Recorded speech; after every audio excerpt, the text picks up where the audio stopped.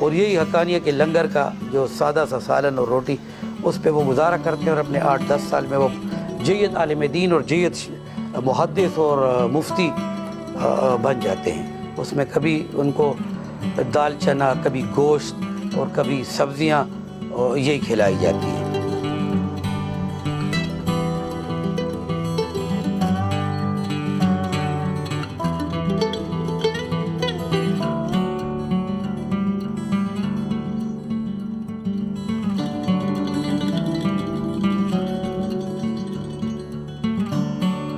اس میں تقریباً 4,500-5,000 ہزار چھوٹے بڑے طلباء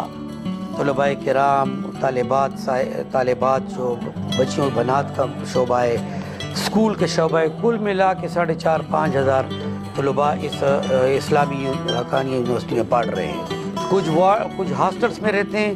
اور 2,500 ہزار 3,000 تقریباً ہاسٹلس میں بھی رہتے ہیں، اور تقریباً 2,000 لوگ روزانہ علاقے میں اور اکوڑا خٹک شہر میں پھیل جاتے ہیں، واپس چلے جاتے ہیں، یعنی ان کی رہائش یہاں پہ نہیں ہے۔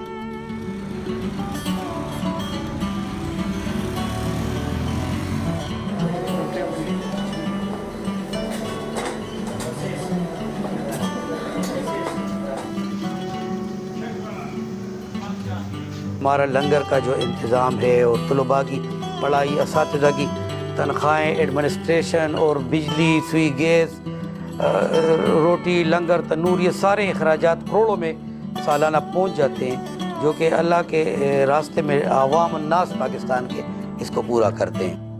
کچھ ہمارے سفراء جاتے ہیں شعبان رمضان میں، اور اس قسم کے رجب، شعبان اور رمضان میں ایک سسٹم ہوتا ہے جس میں اللہ کے مہینے جس کو کہتے ہیں، ان مہینوں میں لوگ اپنے کاروبار سے، زمینداری سے، ہر چیز سے وہ اپنی زکوٰۃ نکالتے ہیں۔ سالانہ بجٹ ہوتا ہے، اس میں حضرت مولانا نور الحق صاحب، محتمم صاحب اور میں بندہ ناچیز حامد الحق ہم مل کے وہاں پہ وہ بجٹ پیش کرتے ہیں شورا کے سامنے۔ 200-300 افراد ہم بیٹھتے ہیں اور ساری چیز قوم کے سامنے رکھتے ہیں، اور باقاعدہ اس کا آڈٹ ہم